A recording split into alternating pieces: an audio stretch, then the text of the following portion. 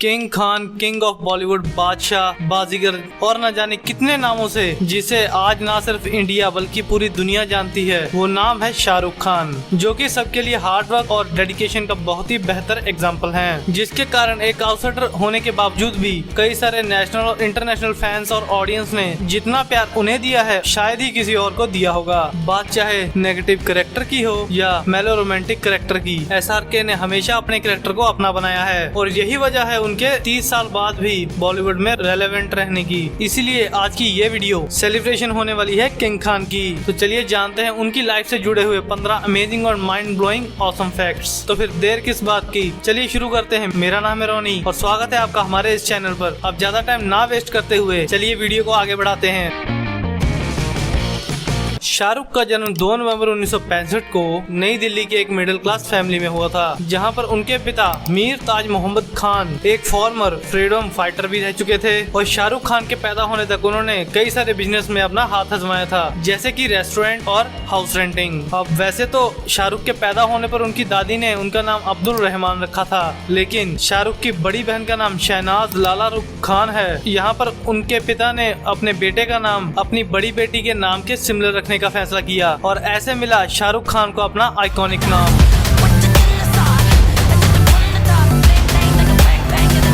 बात अगर उनके परिवार की थोड़ी और हिस्ट्री की जाए तो यहाँ पर उनके पिता मीर ताज मोहम्मद खान पेशावर, जो कि आज का पाकिस्तान है, वहाँ से बिलोंग करते थे।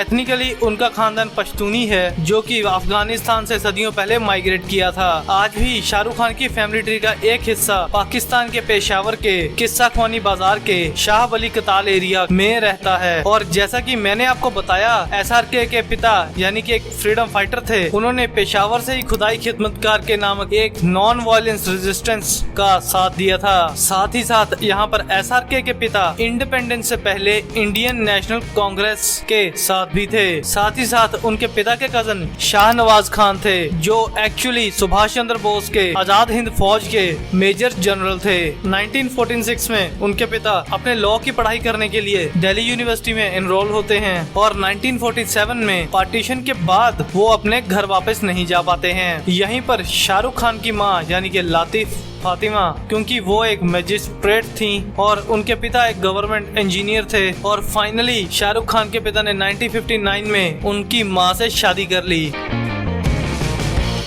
अब अगर SRK की आगे की लाइफ के बारे में बात की जाए तो शाहरुख खान ने इनिशियली अपने जन्म के बाद 5 साल अपना बचपन मैंगलोर में बिताया था, जिसे आज कर्नाटक में मंगलुरु के नाम से जाना जाता है। जिसके बाद उनकी पूरी परवरिश राजेंद्र नगर इलाके में हुई थी, जहां पर सेंट्रल दिल्ली के सेंट कोलंबिया स्कूल में उनकी पढ़ाई लिखाई हुई थी। अपने बचपन में वो पढ़ाई से ज्यादा स्पोर्ट्स में काफी ज्यादा एक्टिव थे और इनिशियली वो अपना नाम स्पोर्ट्स में ही बनाना चाहते थे, बट एक मेजर शोल्डर इंजरी के कारण उन्होंने स्पोर्ट्स से दूरी बना ली। स्पोर्ट्स के अलावा उन्हें अपनी मिमिक्री और एक्टिंग के लिए भी काफी जाना जाने लगा, जहां पर स्कूल के वेरियस स्टेज के दौरान उन्होंने दिलीप कुमार, अमिताभ बच्चन और मुमताज के रूप में भी एक्ट किया था। और क्या आपको मालूम है कि इसी दौरान उनकी चाइल्डहुड फ्रेंड अमृता सिंह आगे जाकर बॉलीवुड की बहुत ही बड़ी एक्ट्रेस बनी। कैसे भी 1981 तक आते आते उनके पिता का देहांत कैंसर की वजह से हो गया, लेकिन उन्होंने फिर भी 1985 से लेकर 1988 तक इकोनॉमिक्स में बैचलर्स डिग्री हंसराज कॉलेज से किया, बट उनका ध्यान टैग यानी के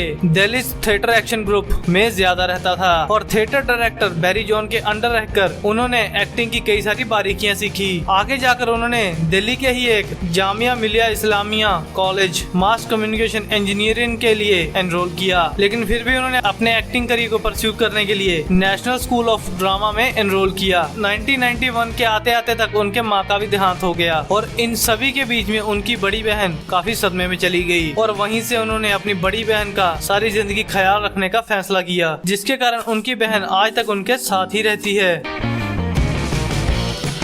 आप में से बहुत सारे लोग ये बात तो जानते ही हैं कि फौजी टीवी सीरियल शाहरुख खान का पहला बिग ब्रेक था, बट क्या आप ये जानते हैं ये उनकी एक्टिंग का पहला डेब्यू नहीं था, बल्कि इससे पहले 1988 में लेक टंडन की दिल दरिया में भी काम किया है। बट इस सीरीज के बहुत सारे प्रोडक्शन डिलेज के कारण उन्होंने साइड बाय साइड फौजी टीवी सीरियल में भी काम करना शुरू कर दिया था। रिजल्ट ये हुआ कि लोगों के सामने फौजी टीवी सीरीज पहले सामने आई और दरिया दिल बाद में, और यहाँ पर उनका फौजी में अभिमन्यु राय का कैरेक्टर काफी ज्यादा पॉपुलर हुआ था। वहीं मूवी के अंदर भी कुछ ऐसा ही झोलझाल हुआ है, जहां पर आप में से बहुत सारे लोग ये जानते होंगे कि एसआरके का डेब्यू 1991 की दीवाना मूवी के अंदर हुआ था, जिसके अंदर ऋषि कपूर और विद्या भारती जैसे बड़े बड़े एक्टर्स थे। मगर क्या आपको ये मालूम है कि इससे भी पहले 1991 में दिल आशना है को साइन किया था, जो कि बेसिकली हमारी इंडियन इंडस्ट्री की लेजेंडरी एक्ट्रेस हेमा मालिनी का भी प्रोडक्शन और डायरेक्टर में डेब्यू था। मगर ये मूवी 1992 के बाद रिलीज हुई। करण जौहर को एसआरके के बेस्ट फ्रेंड के रूप में माना जाता है और इनकी दोस्ती कई सारे सक्सेसफुल कोलैबोरेशंस में भी बदली है। मगर क्या आपको ये मालूम है कि इनकी दोस्ती कितनी पुरानी है? इनकी दोस्ती की शुरुआत इंद्रधनुष नाम के टीवी सीरियल से हुई थी, जहां पर करण जौहर का एक बहुत ही छोटा सा रोल था और एसआरके भी इस सीरीज के अंदर एक छोटा सा रोल प्ले कर रहे थे। मगर इस सीरीज के शुरू होने के साथ ही उन्होंने इस पूरी की पूरी सीरीज को ही छोड़ दिया। मगर इससे पहले रिहर्सल्स के दौरान इनकी दोस्ती काफी गहरी हो गई और तभी से आज तक ये दोनों बेस्ट फ्रेंड्स हैं।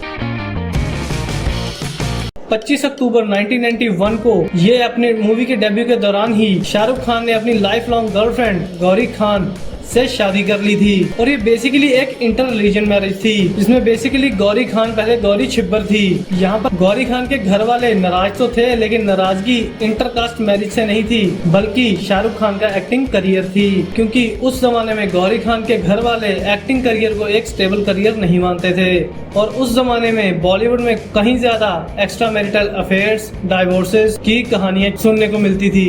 बट अल्टीमेटली इन दोनों का रिश्ता इतना मजबूत था कि आज तक ये बहुत ही बेहतरीन तरीके से टिका हुआ है।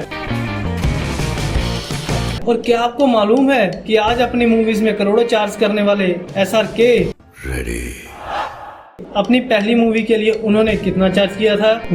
अपनी पहली मूवी दीवाना के लिए उनको 5 लाख रुपए का प्रॉमिस किया गया था, जिनमें से मूवी खत्म होने के बाद उनको सिर्फ और सिर्फ 4 लाख ही दिए गए और उन्हें वादा किया गया था कि 1 लाख मूवी के हिट होने के बाद दिया जाएगा, लेकिन वो आज तक भी नहीं मिले। शाहिद कपूर जो अपने आप में ही बहुत ही बेहतरीन एक्टर हैं और आप में से बहुत सारे लोग उनके फैन जरूर रहे होंगे, लेकिन क्या आपको मालूम है कि उनके करियर को भी पुश करने के पीछे शाहरुख खान का ही हाथ है? जहां पर शाहिद कपूर इनिशियली अपने करियर में एक बैकग्राउंड डांसर थे और उन्होंने शाहरुख खान की दिल तो पागल है में भी काम किया है। अपेरेंटली शाहिद कपूर अपनी पर्सनैलिटी को लेकर काफी अंडर कॉन्फिडेंट थे, जिसके कारण शाहरुख खान ने उन्हें अपने एक्टिंग स्किल्स पर काम करने के लिए पुश किया।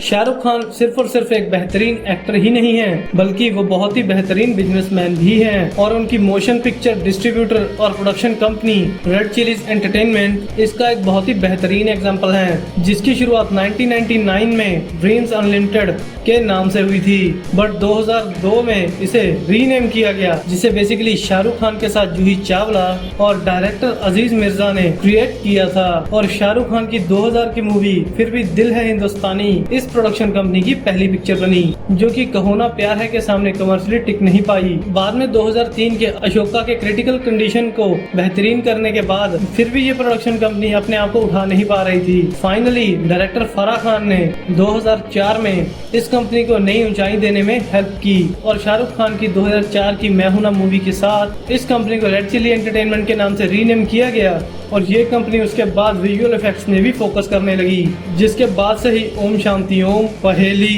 रावण और ऐसे ही कई सारी मूवीज के अंदर अपना बेहतरीन विजुअल इफेक्ट्स का काम दिखाने के बाद आज रेड चिली एंटरटेनमेंट्स मूवीज के प्रोडक्शन और डिस्ट्रीब्यूशन के साथ साथ विजुअल इफेक्ट्स की भी आज बहुत ही बड़ी वेंडर है, जिसे न जाने अपने दम पर कितने सारे अवार्ड्स मिल चुके हैं।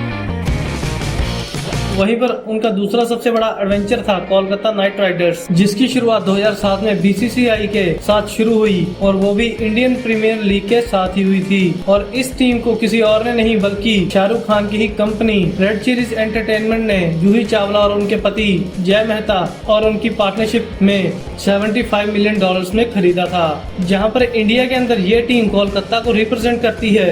वहीं पर इस टीम का कैरेबियन प्रीमियर लीग में एक इंटरनेशनल वर्जन भी है, जहां पर 2016 में ट्रिबागो नाइट राइडर्स को इंट्रोड्यूस किया गया था। साथ ही साथ साउथ अफ्रीका और अमेरिका के T20 के अंदर भी इस कंपनी ने कई सारे मेजर इन्वेस्टमेंट्स किए हैं। फिलहाल इस कंपनी का बजट फोर्ब्स के अकॉर्डिंग $1.1 बिलियन है। पठान मूवी के अंदर टाइगर का वो कैमियो याद है, जो कि लोगों के अंदर काफी ज्यादा हाइप और एक्साइटमेंट का कारण बनी थी। वेल यहाँ पर ये इतनी सी बात ही नहीं थी कि एक सिनेमैटिक यूनिवर्स को स्टैब्लिश किया जा रहा है। आगे हमें इन दोनों का बहुत कुछ देखने को मिलेगा। वेल यहाँ पर इनका एक्साइटमेंट ये था कि दोनों ने मिलकर स्क्रीन शेयर की थी, क्योंकि अगर आपने भी इन दोनों लेजेंड्स को आज तक फॉलो किया है तो आपको तो ये बात याद ही होगी कि 17 जुलाई 2008 में कैटरीना की बर्थडे पार्टी के दौरान इनकी बहुत ही घमासान फाइट हुई थी, जिसका रीजन उस समय सलमान खान की एक्स गर्लफ्रेंड ऐश्वर्या राय थी, जिनको लेकर कुछ रिमार्क्स और कमेंट्स शाहरुख खान ने सलमान खान पर पास किए थे।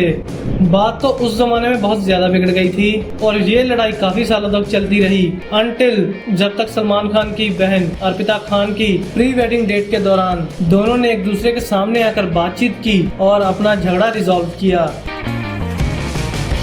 शाहरुख खान एक बहुत ही बेहतरीन एक्टर और बहुत ही बेहतरीन बिजनेसमैन तो है ही, इसके साथ साथ ही वो बहुत ही बेहतरीन इंसान भी हैं। इसका भी एग्जांपल उन्होंने कई बार सेट किया है। एग्जांपल के रूप में 2017 के चेन्नई फ्लड में उनकी कंपनी रेड चिली एंटरटेनमेंट ने तकरीबन 1 करोड़ तक की राशि गवर्नमेंट को दी थी। साथ ही साथ 2004 और 2005 में आए हुए सुनामी के दौरान शाहरुख खान ने उस समय 25 लाख रुपए पीएम मनमोहन सिंह फंड में दिए थे और अपने फैंस और फेलो सेलिब्रिटीज को और अपने इस फंड में दान करने के लिए इनकरेज भी किया था। इसके साथ साथ आईपीएल के सीजन 7 में नाइट राइडर्स के जीतने के बाद उन्होंने तकरीबन 15 करोड़ रुपए मुंबई और कोलकाता के कैंसर पेशेंट्स को दान किया था।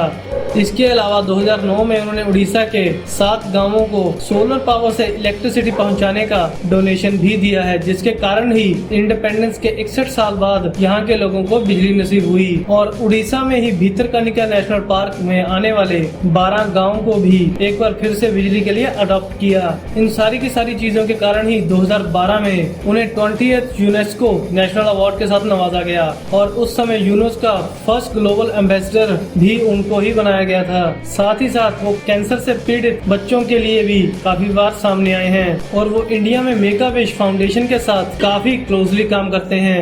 ऐसा बोलो ना, I'm the last of the stars. You're the last of the stars.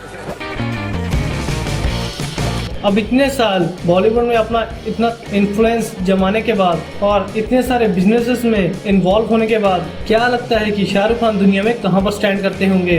Well, according to a सर्वे वो दुनिया के चौथे सबसे रिचेस्ट एक्टर हैं और उनकी टोटल नेटवर्थ $770 मिलियन है, जिनके ऊपर $800 मिलियन के साथ डिवेन द रॉक जॉनसन और उनके जस्ट नीचे $620 मिलियन के साथ टॉम क्रूज हैं। वहीं पर अगर फाइनली बात की जाए अचीवमेंट्स की तो ऑफ कोर्स एक्टिंग के दम पर शाहरुख खान ने सबका दिल जीत लिया है और अब तक उन्होंने इंडिया में 8 फिल्म फेयर अवार्ड जीते थे। इनके साथ ही दर्जनों और भी अवार्ड जीते हैं। इसके साथ साथ SRK दुबई के ब्रांड एम्बेसडर हैं। साथ ही साथ उन्हें इंडिया का 4th highest civilian award Padma Shri award भी दिया गया था। इसके साथ साथ 1997 में बेस्ट सिटीजन अवार्ड भी उन्हें ही दिया गया है। I don't have any competition. I've not come here to compete. I've come here to rule. तो गाइस, उम्मीद करता हूँ आज की वीडियो आप लोगों को बहुत ही पसंद आई होगी और अगर आपको ये वीडियो पसंद आई है तो वीडियो को लाइक जरूर करिएगा। साथ ही साथ आप शाहरुख खान के कितने बड़े फैन हैं और आप उनके बारे में क्या क्या जानते हैं कमेंट्स में हमें जरूर बताइएगा। चैनल पर अगर नए हैं तो सब्सक्राइब कीजिए और साथ ही बेल आइकन को भी क्लिक कर दीजिए ताकि ऐसी ऑसम वीडियो आप तक सबसे पहले पहुंचे। तो मिलते हैं नई वीडियो में नए टॉपिक के साथ, तब तक के लिए जय हिंद, वंदे मातरम।